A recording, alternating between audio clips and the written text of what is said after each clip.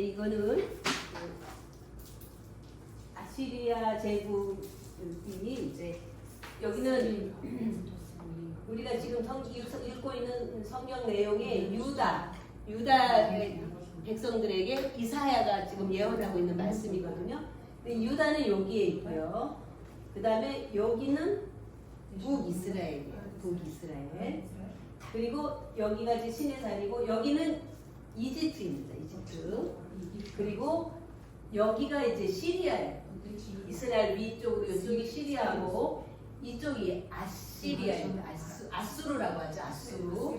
그래서 나중에 이제 북이스라엘이 이 아수르에 의해서 멸망을 당하게 되죠. 그런데 이 아수르가 여기에서 이 작은 것에서 시작이 됐어요. 여기 이제 니느웨가 수도예요. 니느웨 하면 생각나는 사람이 선지자 누구죠? 요나죠. 요나는 하나님이 니느웨를 가라고 그랬는데 니느웨 사람들이 워낙 잔인하고 포악하니까 여기 스페인으로 도망가다가 하나님께 잡혀서 다시 니느웨에 갔어요. 그만큼 니느웨 요나가 가고 싶어하지 않을 만큼 잔인한 나라였어요. 포악하고 그리고 침략하는 나라였어요. 많은 나라들을 침략해서 나라들을 멸망시키고 약탈하고 괴롭히는 그러한 나라였어요.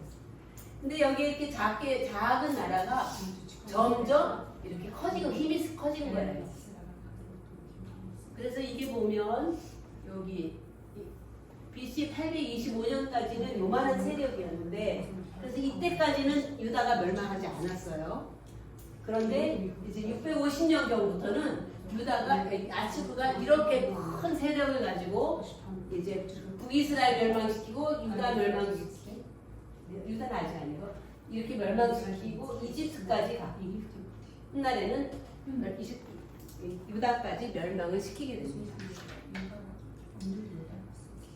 그래서 이거는 이 역사는 사실은 하나님께서 모든 나라들을 움직이십니다. 하나님의 계획에 따라서 나라가 부해지고 나라가 멸망하고 그런 거예요. 이스라엘은 북이스라엘은 하나님의 백성이었어요. 그런데 둘로 나눠져서 하나님을 떠나니까 그 이스라엘은 하나님을 멸망시키는 거예요. 그런데 이 지금 남유다 이제 북쪽에 있는 이스라엘은 계속해서 하나님을 떠나서 우상을 섬기는 나라였어요. 그래서 일찍 망해요. 그런데 유다는 다윗의 자손이 다윗의 다윗의 후손들이 왕이 되면서 계속해서 하나님을 섬겼어요.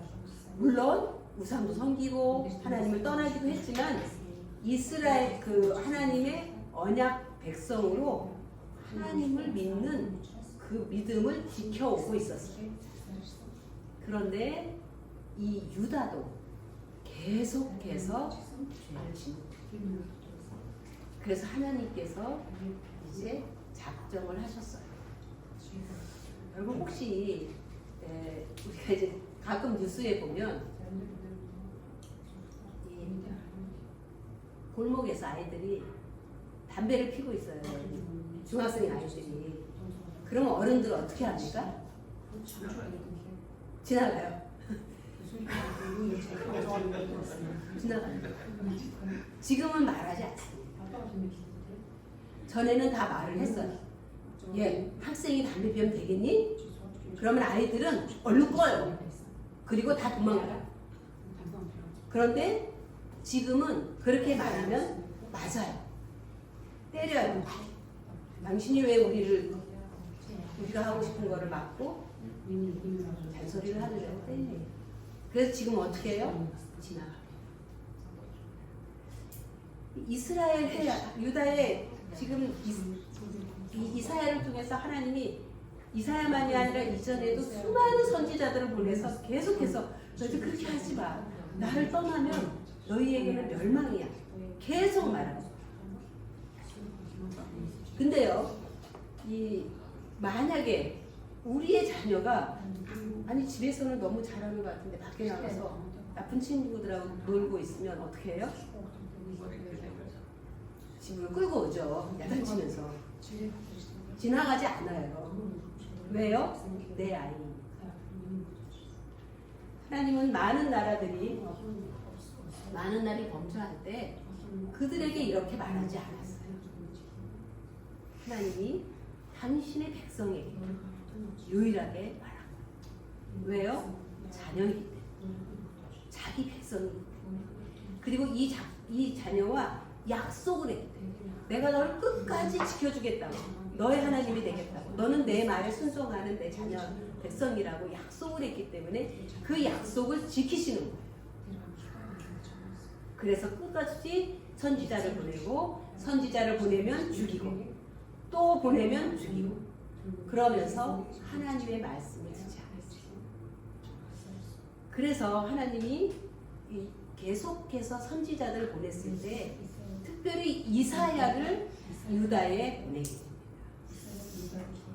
많은 선지자들이 있지만 이사야는 선지자 중에 대선지자입니다. 가장 위대한 선지자로 꼽고 있죠.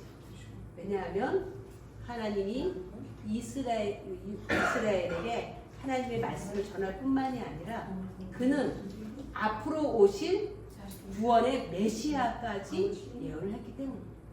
그리고 이 계시록에 이루어질 일까지 이는 메시아 이사야는 예언을 했기 때문입니다. 그래서 우리가 알다시피 이사야서 1장 1절에는 이사야를 불렀는데 우시야 왕과 요담 왕과 아하스 왕과 히스기야 왕, 이 4대 왕에 걸쳐서 이사야는 예언을 했어요. 그러니까 이사야는 오랜 시간 예언을 했을 뿐만이 아니라 이 네 왕이 있을 때에 이 네 왕이 행하는 일들과 이 네 왕이 다스리는 나라의 백성들을, 지도자들을 보면서 예언을 한 거예요. 물론 그 예언은 하나님이 주신 말씀이에요. 여기에서 예언이라고 하는 것은 하나님이 이스라엘 백성들에게 말을 하고 싶잖아요. 그 하나님이 하고 싶은 말을 선지자에게 통해서 말을 하는 거예요. 그거를 예언이라. 근데 오늘 이 이사야는 우시야 왕 때에 이제 선지자로 예언을 하기 시작을 했습니다. 근데 여기 보면 역대하 6장 22절에 보면 우시야의 남은 시종행정, 그러니까 우시야 왕이 52년을 나라를 다스렸어요.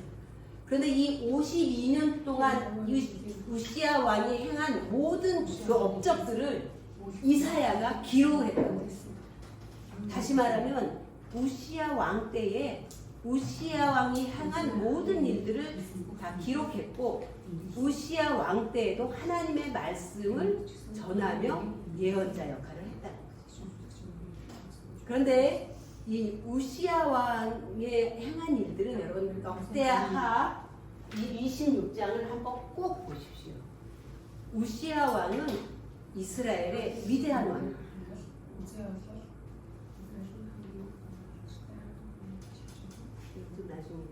이 우시야 왕은 그 유다 역사에서 여러분 다윗과 솔로몬 아시죠? 그 이스라엘의 가장 번성한 통일 왕국 시대 때 이스라엘을 가장 강성하게 또 넓은 영토를 가졌던 왕이에요. 그러니까 다윗과 솔로몬 이후에 가장 번성한 시기를 이끈 왕인 거예요. 그러니까 이 우시야는 이스라엘 사람들이 굉장히 존경하는 왕이에요. 다윗, 솔로몬 다음으로. 그래서 지금 이스라엘에서도 군인들에게 군대에서 사기를 줄 때 우찌 이렇게 구호를 외치는 거예요. 이 우찌라는 거는 우시야라는 말에 이스라엘 사람들이 부르는 거예요. 지금도 이 우찌 왕을 얘기를 하면 그때의 그 번영을 생각하면서 용기를, 도전을 받는다. 그래서 그는 52년 동안 통치를 했는데 하나님이 보시기에 선한 왕이었어요. 그래서 52년을 통치하면서 하나님을 잘 섬기고 하나님을 기쁘시게 했기 때문에 하나님의 뜻대로 했기 때문에 하나님이 이 우시야 왕이 통치할 때에 이 이스라엘을 지켜주신 거예요. 그러나 나중에 마지막에는 나라가 너무 번성하고 커지고 권력을 얻게 되자 이 왕이 교만해져요. 그래서 사람이 교만해지면 뭘 하는지 아십니까?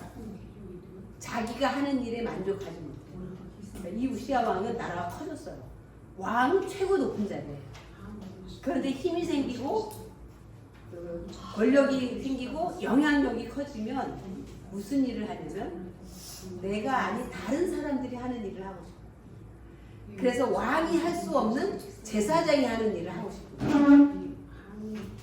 그래서 제사장이 하는 그 제사드릴 때 그냥 불을 붙이는 일을 하다가 하나님으로부터 벌을 받습니다. 그래서 나병이 걸렸어요. 그리고 나중에는 그 좋은 왕으로 좋은 정치를 했지만 마지막에 하나님의 말씀을 거역함으로 나병이 걸려서 이스라엘은 나병에 걸리면 하나님으로부터 벌을 받았다고 해서 왕위를 이어갈 수가 없어요. 그래서 이제 아들에게 왕을 자리를 넘기고 아들 요담에게 넘기고 뒤에서 아들을 통해서 섭정하며 이스라엘을 다스렸다. 이 우시야 시대의 화려한 변형 속에서도 하나님은 이사야를 부르셔서 겉으로는 강하고 화려하고 번영한 것 같지만 속으로 하나님을 떠난 왕을 비롯해서 이 백성들을 향해서 회개하고 돌아오라고 선포를 하는 것입니다. 그래서 이 이사야가 이 예언을 할 때 이 1장 4절을 보면 이렇게 이스라엘의 형편을 얘기를 했습니다. 유다와 예루살렘을 한번 같이 읽어볼까요? 슬프다 범죄한 나라요 허물진 백성이요 죄악 행한 종자요 행위가 부패한 자식이로다. 그들이 여호와를 버리며 이스라엘의 거룩하신 일을 만물이 여겨 멀리하고 물러간다. 다시 말하면 여호와 하나님을 버렸다. 버리며 여호와 하나님을 업신여기며 만울이 여긴다는 것은 우습게 알고 가볍게 여긴다. 업신여긴다. 하나님을 업신여긴다. 나의 왕, 나의 진정한 주인이신 하나님을 업신여기고 그 하나님을 멀리하고 떠나가 버린다. 이 죄가 이스라엘의 모든 삶을 지배한다. 하나님을 떠나서 여기 보면 하나님을 떠났다. 하나님 없인 여기고 하나님을 떠나고 하나님을 버렸다. 하나님의 신앙에서 떠나갔다는 뜻이에요. 이게 이스라엘이 범한 가장 큰 죄. 그럼 여기 저기 보면 여호와를 버리며 여호와는 뭐죠? 누구의 이름이죠? 하나님의 이름이죠. 그런데 왜 하나님이라고 하지 않고 왜 여호와라고 할까요? 이 여호와라고 하는 이 이름에는 뜻이 있습니다.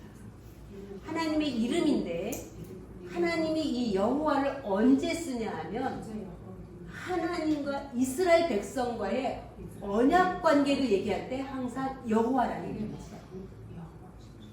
그러니까 하나님은 일반 명칭으로 쓸 수 있어요. 그런데 여호와는 내가 너와 언약을 맺은 너의 하나님이야. 너의 하나님이야. 그리고 너희는 나의 백성이야. 이 말할 때 언약 여호와를 쓰는 거죠. 그러면 우리가 여호와 하나님이라고 부를 때에 여러분들에게는 어떤 의미가 있습니까?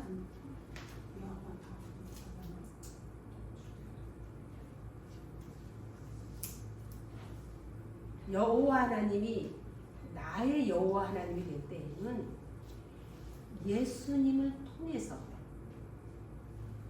예수님을 통해서 하나님은 나를 구원하시고 나의 아버지가 되시고 나는 하나님의 자녀가 된다는 거예요.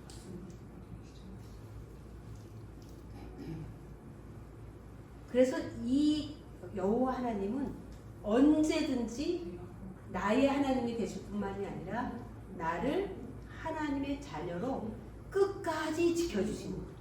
끝까지 지켜주시는 거예요. 그러니까 언약의 하나님. 그러면 한번 물어봅시다. 여러분은 하나님의 언약 백성입니까? 아멘. 아멘입니까? 아멘. 내 마음속에 정말 하나님은 나의 언약. 난 그의 백성이야. 이 믿음을 굳게 가지고. 근데 이스라엘은 떠났어. 나 당신하고 언약 백성인데 그 하나님 버리고. 그럼 어떻게 해야 됩니까?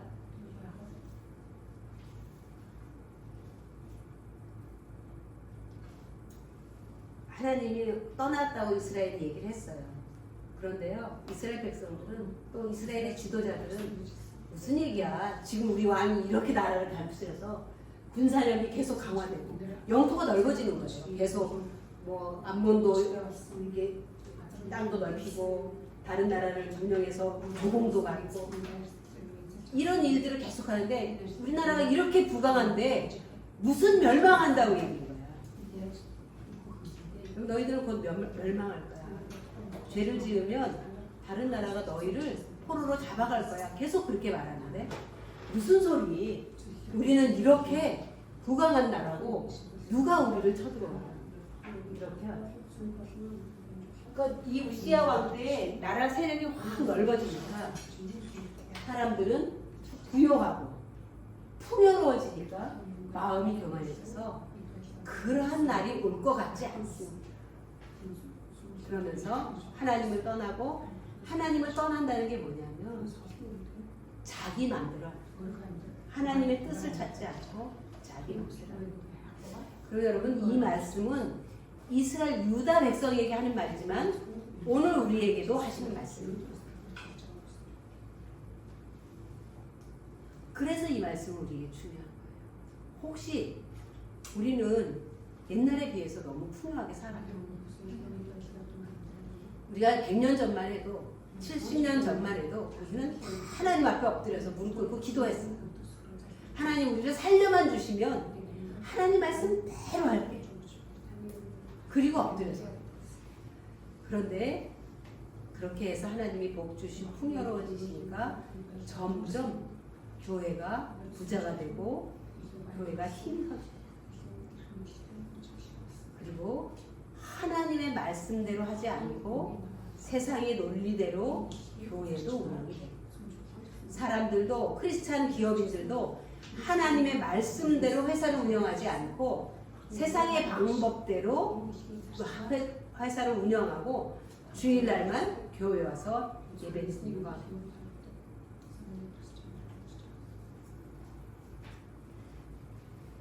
이러한 이스라엘 백성들에게, 유다 백성들에게, 유다 지도자들에게 이사야가 고발합니다. 죄를 고발합니다. 뭐 무수히 많지만 10가지나 제가. 이 많은 죄들은 여기에서 나온 하나님을 버리고 떠난 죄에서 나온 삶입니다. 첫째가 이제는 하나님을 섬겨요. 하나님께 제사를 드려요. 교회에 나와요. 기도도 합니다. 말씀도 봅니다. 그런데 그게 종교 생활이에요. 하나님은 없고 의무만 남는 거예요. 제사를 계속해서 드립니다. 양을 잡고 소를 잡고 하나님 앞에 불에 태워서 하나님 앞에 내서 올려드리지만 그들의 마음에는 하나님이 없습니다. 그렇지만 하나님께 이렇게 해야 우리를 지켜주신다고 믿기 때문에 형식적인 것만 합니다. 그리고 실제로는 그들 마음속에는 세상의 것들이요. 내가 이렇게 내가 하는 방법, 세상에서 하는 방법, 그리고 돈과 권력으로 할 수 있는 모든 것들을 하면서 불법을 행하는. 이거는 오늘 우리 시대에도 너무나도 명확하게 볼 수 있는 죄입니다. 특히 우리가 많이 이제 우리의 그런 이런 모든 종교생활, 우상사, 하나님을 버리고 떠난 죄의 모습은 어떤 거냐면 실제로는 하나님보다 나와 세상과 사람을 의지하는 거예요. 이게 여러분 하나님을 의지합니까? 세상 나를 의지합니까? 혹시 생각해 보셨어요? 나는 하나님을 의지하고 사는가? 아니면 나나 세상을 의지하고 사는가? 우리는 하나님을 의지하고 살아요. 그런데 우리는 세상을 의지하고 살아요. 그리고 아까 이 이사야는 히스기야 왕 때에도 선지자 일을 했어요. 근데 아까 본 그 아수르 큰 나라에서 쳐들어왔어요. 118만 5천 명의 군사들을 이끌고 쳐들어왔어요.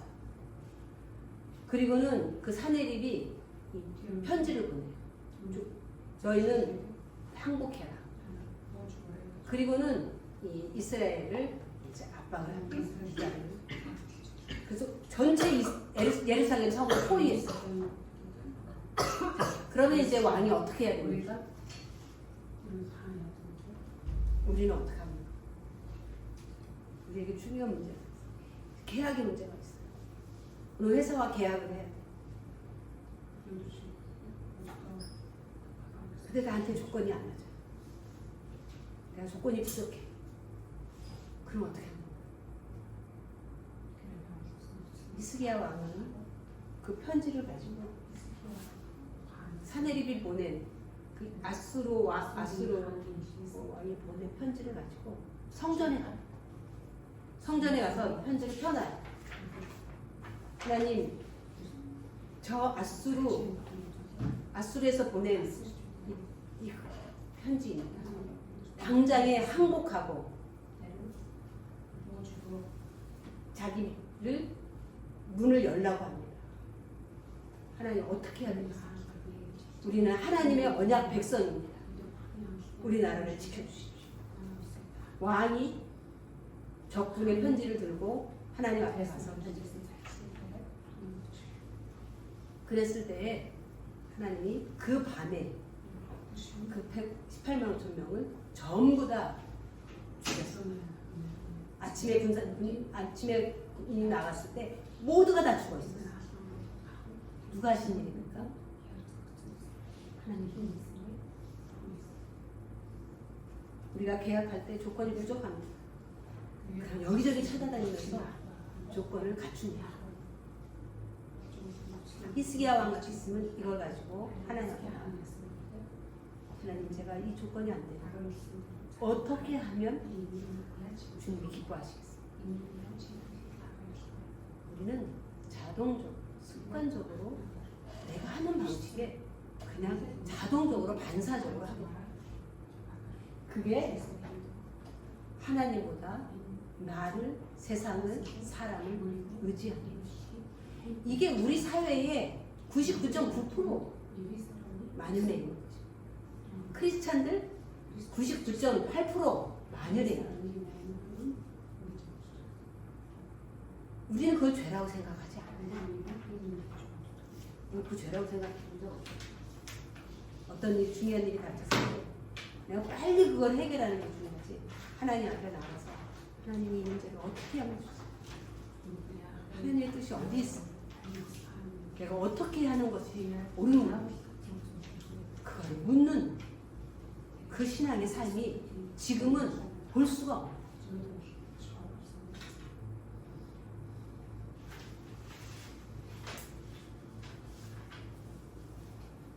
우리는 제가 이사야서를 지금 얘기하면서 왜 이걸 우리가 다시 한번 봐야 돼요? 우리는 이사야가 말하는 이 많은 죄들을 다 이사야 때보다도 더 심각하게 다 짓고 있는데 우리는 이런 죄를 짓고 있다고 생각하지 않아요.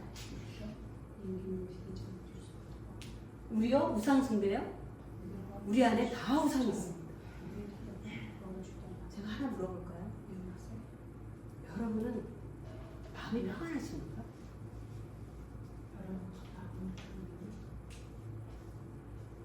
인간은 마음이 평안하지 않아요. 평안하지 않은 존재예요. 왜죠? 하나님을 떠났기 때문에. 그래서 우리는 혼란스러운 게 자연스러워. 당연한 거예요. 그런데 우리의 마음에 평안이 오는 유일한 길은 예수 그리스도를 통해서 우리가 하나님께 돌아갔을 때, 하나님과의 관계가 회복됐을 때 우리는 마음에 평안을 얻을 수 있습니다.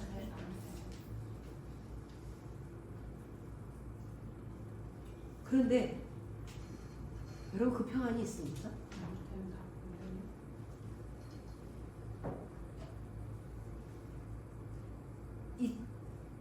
있기도 하죠. 그런데 왔다 갔다 하죠. 왔다 갔다 하죠. 평안했다가 또 평안했다가 또 괜찮은 것 같다가 또 다시 혼란스러워져. 또 평안했다 혼란스러워져.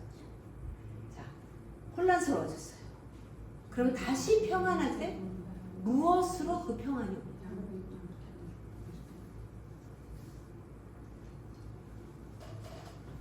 한번 이거를 정확하게 살펴봐요. 보통 내가 평안을 잃어버렸어. 근데 그 평안을 다시 찾았을 때 내가 원하는 것이 이루어졌을 때 내 안에 평안이 찾아왔다면 그건 우상숭배입니다. 하나님이 아닌 것으로 내 안에 평안이 찾아왔다면 그거는 그냥 우상이에요.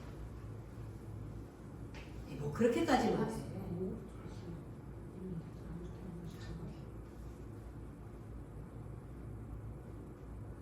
왜냐하면 우리의 마음의 진정한 평안은 예수 그리스도 십자가의 구원으로만 진정한 평안입니다. 그 평안 위에 우리는 어떤 행하는 것들을 통해서 기쁨을 얻을 수 있어요. 감사가 얻을 수 있어요. 만족을 얻을 수 있어요. 그런데 이 근본적인 예수 그리스도의 구원의 기초가 아닌 것으로 우리 마음의 평안으로 올라갔다 내려왔다 계속해서 반복된다면 우리를 지배하고 있는 건 우상. 내가 원하는 그것이 나를 들었다. 지도자들 다 타락해 있고 교회 지도자들도 많이 타락해 있고 탐욕과 사치. 크리스찬이면서도 지나치게 탐욕과 사치를 갖고 있습니다. 하나님의 말씀, 이사야가 그렇게 강력하게 하나님의 말씀을 해도 특히 회개하지 않고 우리는 이사야의 이 고발을 듣고도 회개하지 않고 그렇다면 유다의 모습과 다른 이 경고가 왜 무섭냐?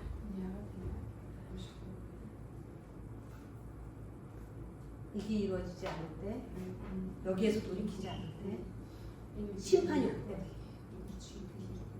하나님은 심판, 너희가 이거를 지키면 심판을 내리지 않겠다 그러지 않으셨어요. 심판이 오는 건 정해진 거예요. 왜냐하면 더 이상 이스라엘 백성들이 돌이킬 수 없는 지경까지 죄가 깊어졌어요. 심판은 반드시 와요. 그렇기 때문에 우리는 이 말을 나에게 적으시. 왜냐면 심판 가운데에서도 긍휼을 얻어야 하기 때문에.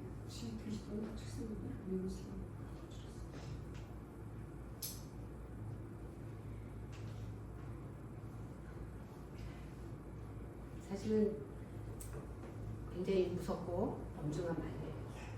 제가 여러분들에게 이 말씀을 전하기가 편치 않아요. 그리고 이 얘기는 누구도 듣고 싶지 않아요. 그래서 지금 교회는 이런 얘기 안 하는 거예요. 축복받는 얘기, 잘 되는 얘기, 평안한 얘기. 왜? 세상에서 너무 시달리다 왔는데 교회에서 위로받아야 돼. 교회에서 격려받아야 돼.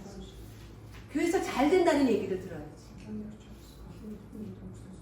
그렇지만 그의 영혼은 어디를 가는 것입니까? 하나님은 그것을 거짓 선지자들이 이야기하고 하나님의 말씀을 전하는 거죠. 이사야는 이렇게 하나님의 말씀을 전했어요.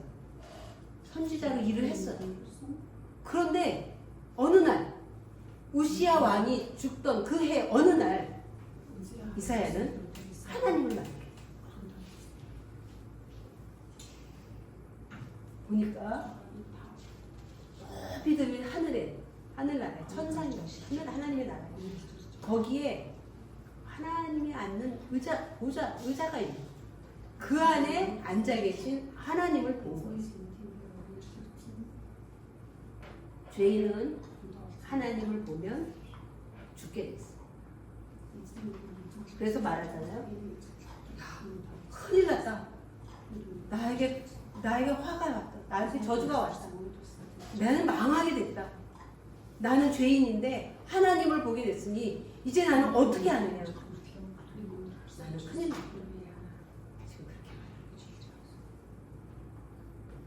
그런데 이사야 선지자가 계속 하나님의 말씀을 예언을 했는데 어느 날 왜 이사야 앞에 하나님은 당신을 보여주셨습니까? 보여주시려면 처음부터 그렇게 하지. 그런데 하나님은 그렇게 하나님의 선지자들을 부르지 않으셨어요.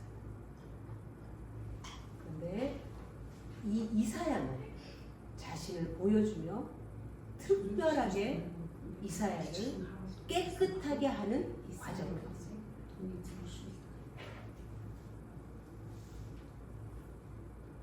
이렇게 자기가 하나님을 만났다고 외로워할 때 천사가 하나의 숯을 가져다가 입술에, 이 입술은 죄가 있는 입술, 부정한 입술, 입술에 대면서 뭐라, 이것이 이 불이 내 입에 닿았으니 내 모든 죄가 용서받았다.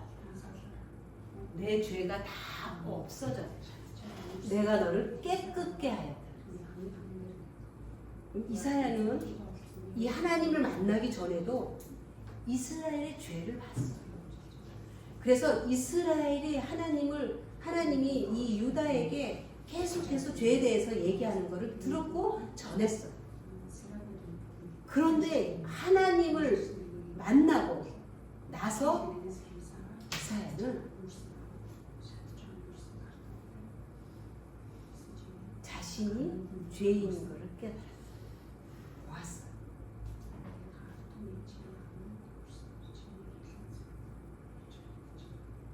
하나님을 만나기 전까지는 이스라엘의 유다의 죄가 객관적인 죄였어요. 그런데 하나님을 만나고 나니까 하나님이 너무나도 거룩해서 그 앞에서는 죄인이 도저히 살 수가 없는 그런 죄에 빠져있는 존재라는 것을 보게 됩니다. 우리는 죄에 대해서 많이 얘기할 수 있어요. 아, 나 죄인이야. 난 죄가 많아. 그렇게 우리는 말해요. 맞죠? 죄가 있죠. 죄 없다고 할 사람 없죠. 다 죄가 있어. 그런데 내가 죄가 있다고 하는 그거가 중요한 게 아니라 하나님 앞에서 그 거룩하신 하나님과 비교해서 나를 보니까 내가 알고 있는 죄는 이전의 죄가 아닌 거예요. 그래서 거룩하신 하나님 앞에 서서 그 하나님을 볼 때에 비로소 나와 내 민족과 이 세상의 죄가 얼마나 하나님 앞에 악한 것인지를 깨닫게 합니다. 그래서 죄는 이 세상의 기준이나 내 기준이 아니라 이 죄는 하나님의 거룩함에 비추어서 볼 때에 죄가 정의가 됩니다.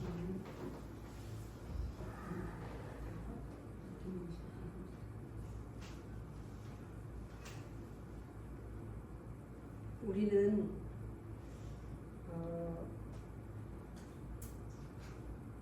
이 죄를 윤리적이고 도덕적인 것을 죄라고 생각해요. 도덕적이지 않은 것을 죄라고 생각해요. 그러나 하나님은 그걸 죄로 말하지 않아요.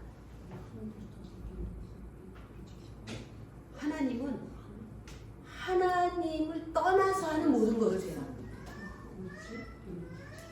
하나님을 떠나서 하는 모든 것을 죄라고 합니다.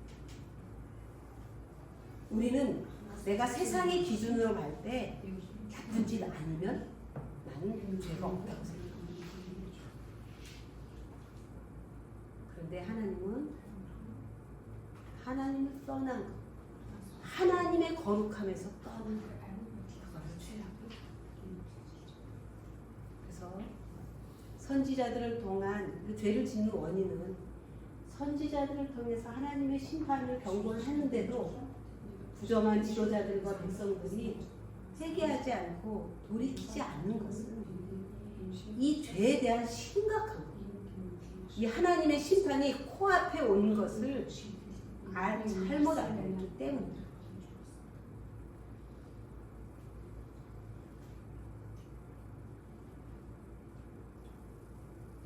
결국은 하나님을 모르기 때문에 이 죄를 지는 거예요. 나 하나님 아는데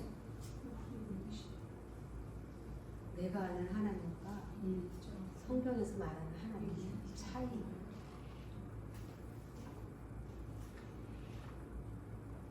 우리는 결국 하나님을 잘 모르고 하나님의 거룩함을 모르기 때문에 내가 생각하고 세상이 생각하고 다른 사람들이 생각하는 죄가 아니면 그냥 나는 죄가 없다고 생각하는 거예요. 하나님은 그렇게 말하지 않았어요. 이스라엘은 예배도 있었고 제사도 있었고 하나님을 섬기는 모든 형식은 다 만들었어요. 그런데 돌아서면 하나님을 의지하지 않고 하나님을 떠난 사람처럼 행동하기 때문에. 그래서 하나님은 이사야 선지자에게 말해요. 내가 성전에서 드리는 이 제사가 너무 괴롭다. 세상에서는 나를 모르는 사람처럼 살면서 왜 성전에 나와서는 왜 나를 그렇게 잘 아는 것처럼 제사를 지내느냐. 나 그거 싫다. 여러분 우리는 다 주일교회 예배에 나와서 하나님을 기쁘시고 하나님으로부터 우리는 거룩함으로 새로워지고 그래서 하나님이 보실 때에 죄 짓지 않는 그런 삶. 그리고 죄를 지을 때마다 그 하나님께 돌아오는 일을 행할 때 우리는 이 하나님의 경고의 말씀에서 심판에서 긍휼함을 얻을 수 있는. 마지막으로 우리는 이 로마서 1장 20절 21절을 보면 한번 읽어볼까요? 같이 읽어보겠습니다. 장세로부터 그의 보이지 아니하는 것들 곧 그의 영원하신 능력이나 신성이 그가 만드신 만물에 분명히 보여 알려졌느니 그러므로 그들이 핑계하지 못하였습니다. 하나님을 알되 하나님을 영원하게 아니하며 감사하지도 아니하고 오히려 그 생각이 허망하여지며 미련한 마음이 없어졌습니다. 하나님을 안다고 하면서도 하나님과 아무런 관계없는 삶을 산다고 로마서에서 얘기하고 있어요. 우리는 하나님을 몰라요라고 핑계할 수 없대요. 왜냐하면 이 세상에 하나님이 만드신 모든 만물을 보면 하나님은 반드시 있다고 알 수 있게 하나님이 만드셨어요. 그래서 그런 것들을 보면서 창조주 하나님은 계셔, 살아계셔, 있어. 그러면서도 실제로 살기 때문에 그 하나님과 관계없는 삶을 산다는 거죠. 심판은 반드시 옵니다. 우리는 유다도 심판으로 멸망하게 됩니다. 그 약속이 이루어져요. 우리에게도 이 약속이 이루어집니다. 우리에게 심판은 마지막 날입니다. 이 심판은 반드시 정해져 있어요. 이 심판 가운데 긍휼함을 입고 구원을 얻느냐는 우리가 이 심판의 경고의 말씀을 어떻게 받아들이는지에 달려 있습니다. 다음 시간에는 이러한 심판 가운데에서도 어떻게 긍휼을 얻는 구원의 삶을 살 수 있는지 다음 시간에 함께 살펴보도록 하겠습니다. 기도하겠습니다. 주님, 유다를 향한 이사야의 경고의 말씀, 특히 이사야가 하나님을 만나 뵙고 그 거룩하신 하나님의 합당하지 않는 부정한 이스라엘 백성을 보면서 탄식하며 망하게 되었다고 고백했습니다.